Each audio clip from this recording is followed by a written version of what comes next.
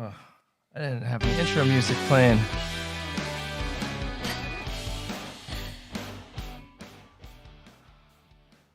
I was victorious. What would Facebook do to what do they call that? When they stop you from sounding like something? No, censor. What would Facebook do to censor us if I didn't have the startup music playing? Yes, yeah, they wouldn't. So, You'd hear the whole podcast. Got to recover from that employee striking. 3 ways to handle employee conflicts. That's today. Hey guys, I'm Bill from Pawfinity. And I'm Lauren. And this is our Scratching the Surface podcast. It's really more of like a, what do they call it? I'm not into these phrases of pop culture, of vodcast. I think that's what it's called. I'm gonna look that up when you start talking. Okay. I think that's what that's called, a vodcast. But anyway, because we're doing a video, so they, Okay. So yeah. Anyway, employee conflicts, big topic. There's all kinds of things that go on there because, a lot of times there, you guys, by you guys, I mean our pet pros out there in the world, you set out on your own and you don't have the opportunity. Life makes time, a constraint. You don't have the opportunity to get like the formal training, dealing with these sorts of like interpersonal conflicts and. Yeah, so when you come across it, it makes it a little bit harder. Did you yes man me straight out of the gate? I was agreeing with you. That was a yes man straight out of the gate. No. There you go. I was agreeing with you. So when you come across the conflicts, it's a little bit more difficult to properly address them. Wait, before we get into that, let's talk about some news. I think there's some news. Yes. News. We added a new feature. We talked about this before, but anyway, what? The on the way text. Oh, on the way text. Go ahead. Yeah, we added a new feature. This is more for mobile-based services, but now you can tell your clients you're on the way with just one simple click of a button.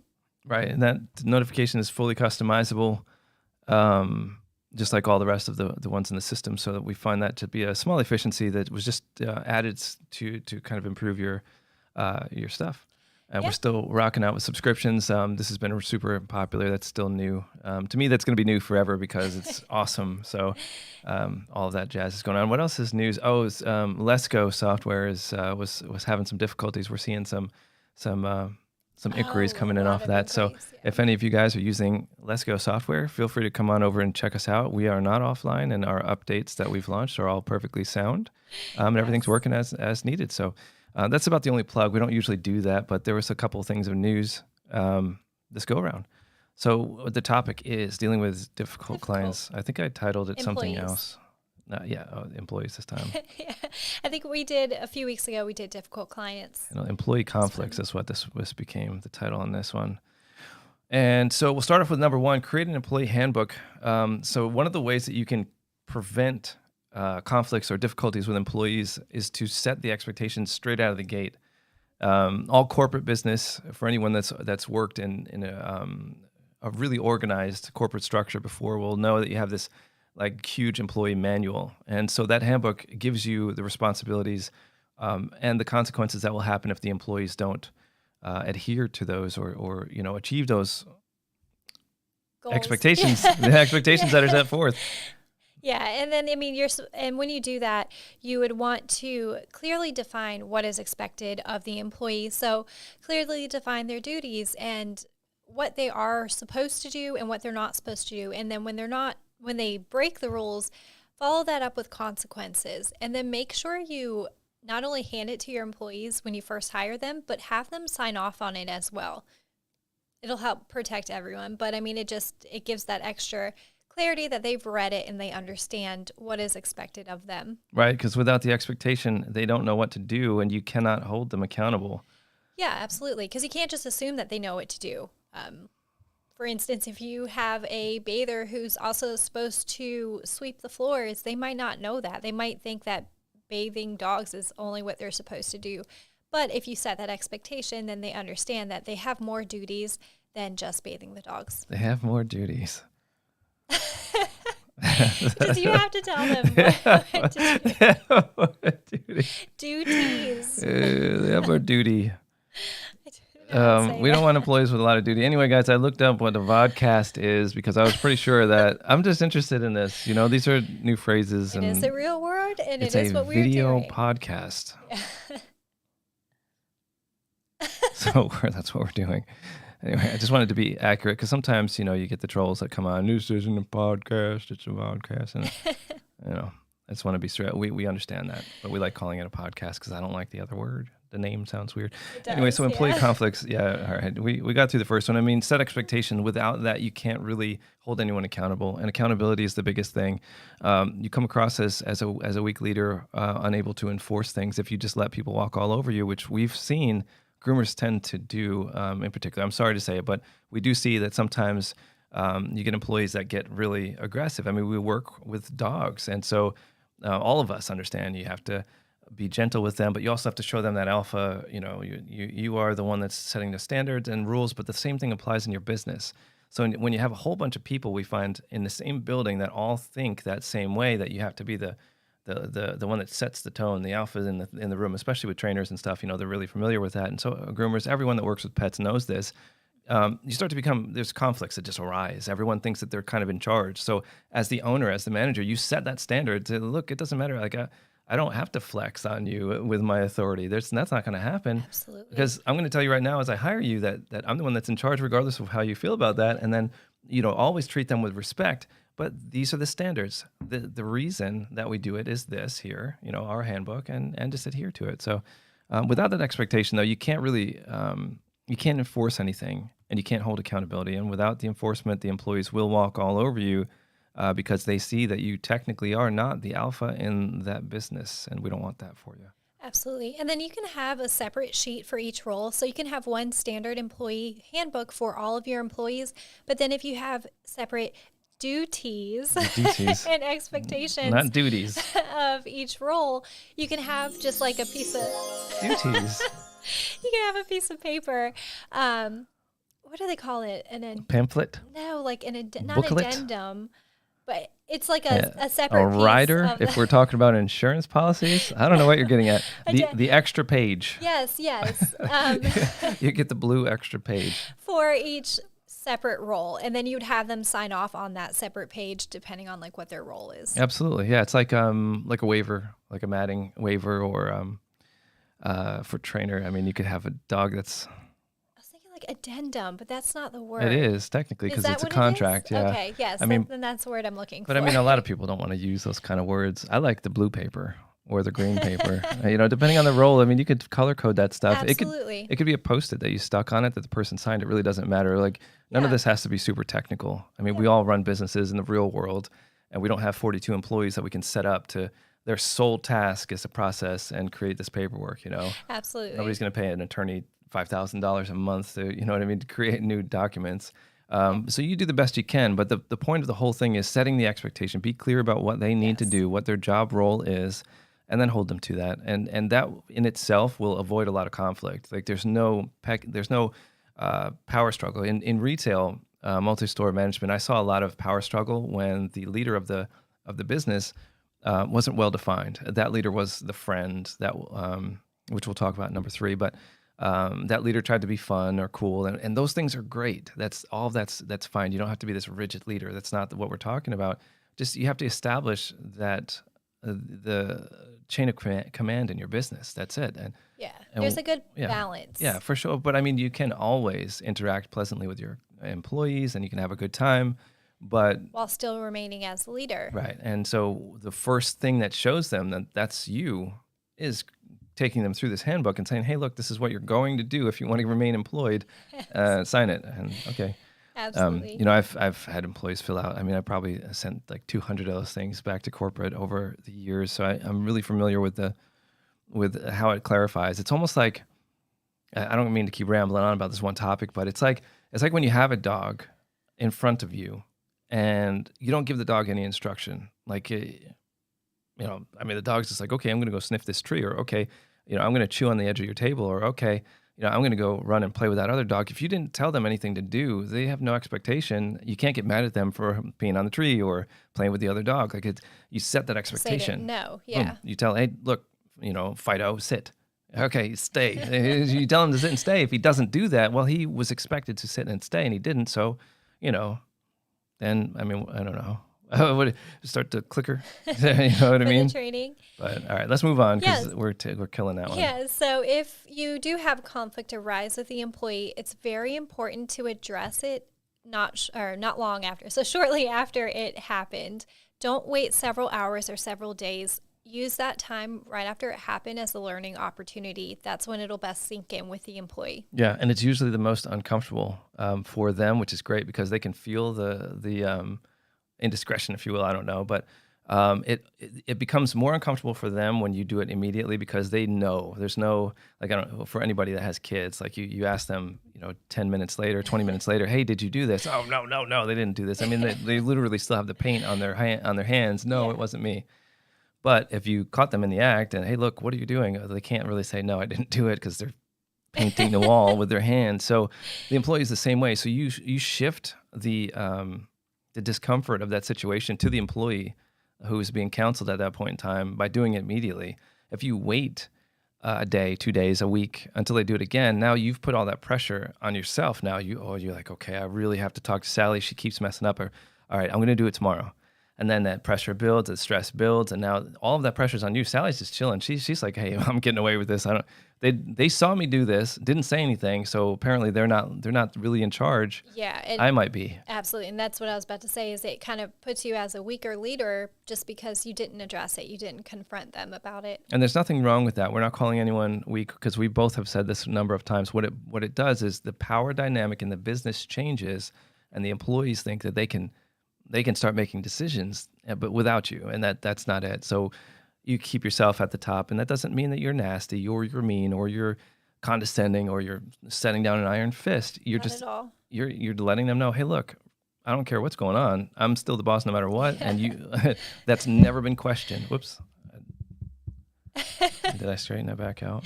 Got the excited hands going. Yeah, I guess. But exactly.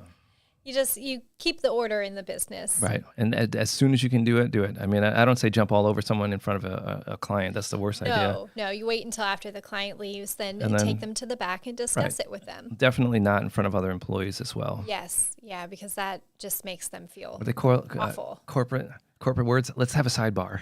Let's have a sidebar. Is that what they That's say? a phrase. That's one of their Oh. catchphrases.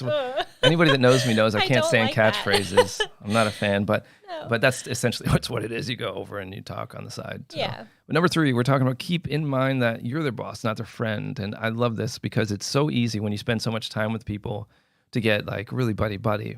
But riddle me this. I would say it's an overwhelming majority of, especially in grooming salons, the employees do anything they can to steal the client list and go off and start their own business. They start there. So let's just picture this We've one. seen this happen. Oh my God, I can't even so count the many number of times. times. That's literally the process. So you hire a groomer gets really good at their job. They get acclimated with your client list, get really close to them, and then they find that they have enough clients of their own that they can start their own business. They take them and run. And so that person that you were buddied with just kind of screwed you. I mean, to be honest. So because their goal the whole time wasn't to get a 50% cut or a 40% cut on the groom. It was They to want get a 100% 100%. cut. Yeah. They know that they can do it because they essentially can do the job. But the difference would be, they haven't become that leader. They're still an employee. Now they're just working for themselves. And so they don't know these techniques that are required to be able to build this business in a proper way. So you maintain that absolute cordial, you're kind and sweet and gentle with your employees. Consider them and what they're doing, how they feel about those things, obviously. But the rules are the rules. And as long as they're well-defined, as long as you enforce them immediately, and as long as you keep that 1 degree of separation where they don't think that they can just get over stuff on you, Yeah. then you're going to be good to go. Absolutely. And that doesn't mean that you have to be, like you said, rude to them. It doesn't No, mean God, that you no. don't, you wouldn't be that person that they can talk to. You can still be all of that and remain a leader.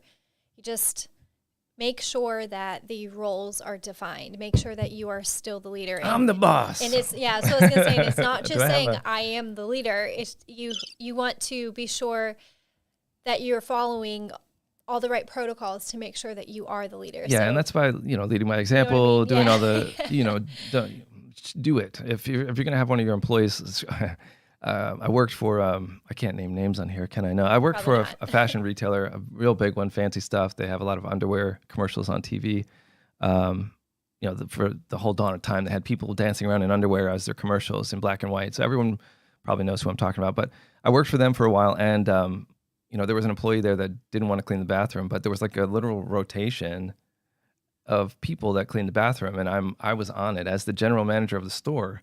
And so we all did it. And so how do you become a leader instead of a boss? Well, the boss will sit there and point at all the employees and tell them to go do stuff that they're not willing to do. A leader is going to show them, hey, look, it's my week. If you want to see how I clean the toilet bowl. I mean, this is ridiculous, but this is kind of an example.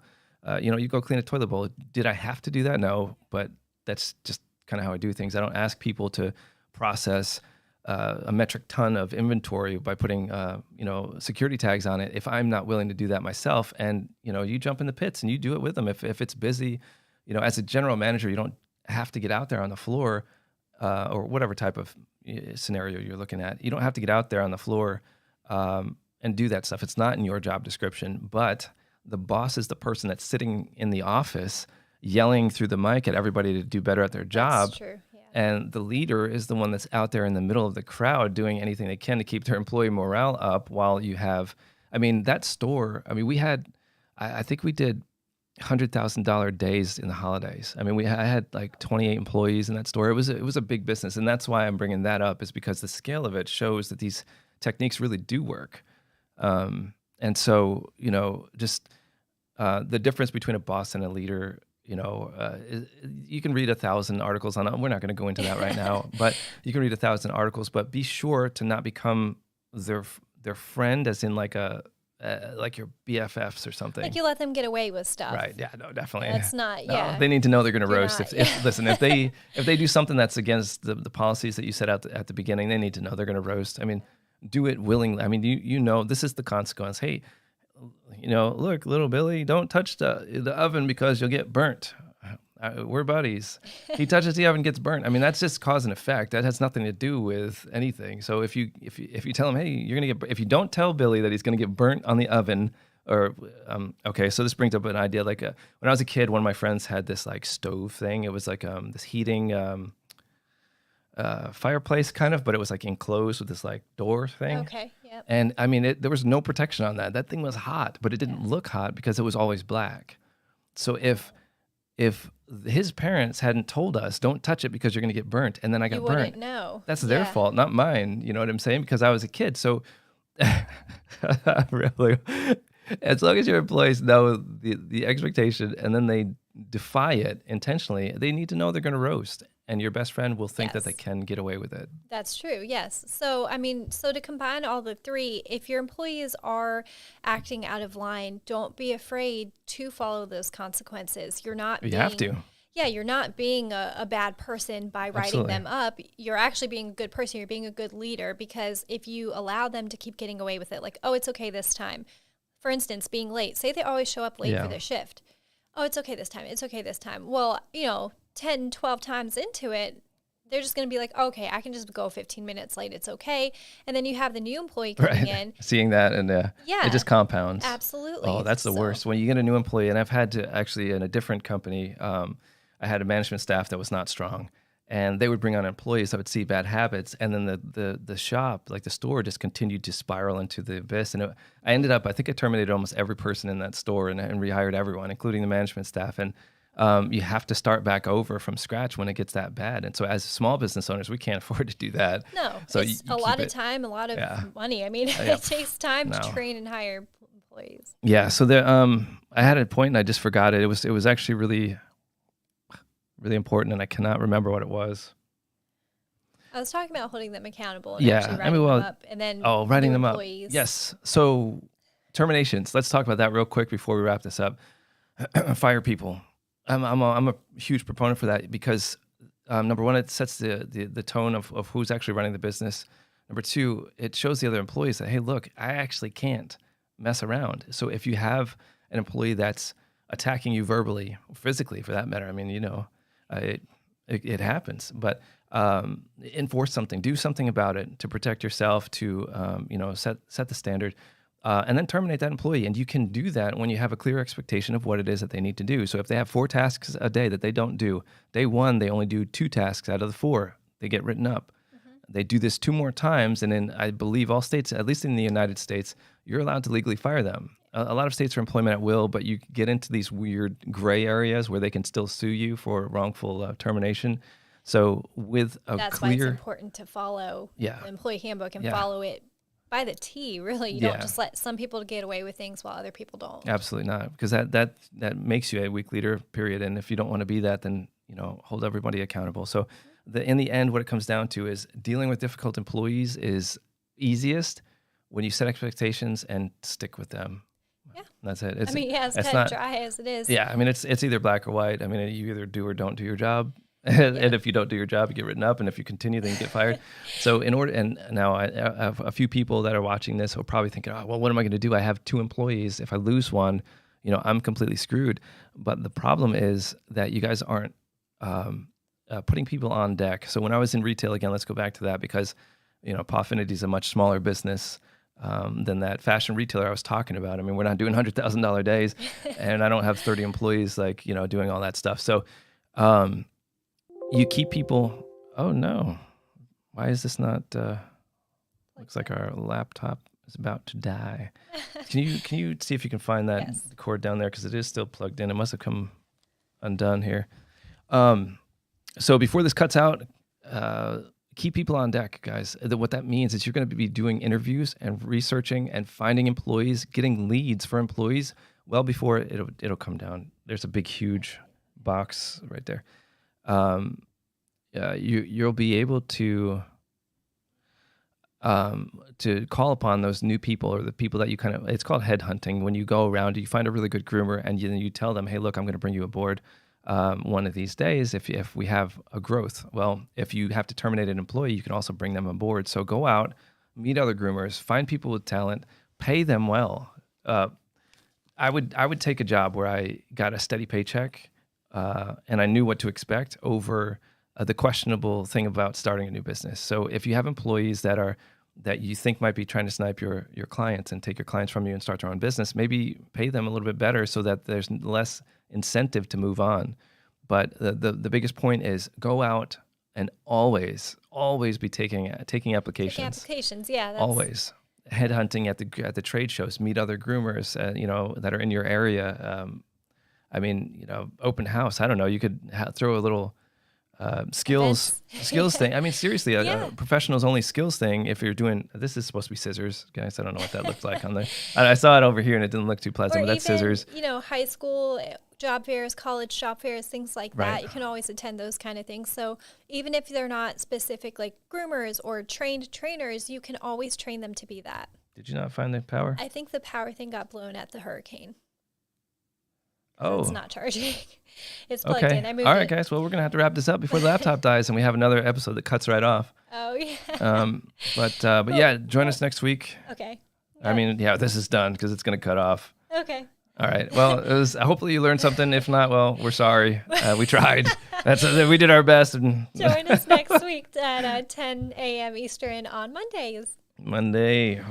Unless there's a hurricane or something else weird is going on, then you'll notice that we're not there. But you're here in our hearts.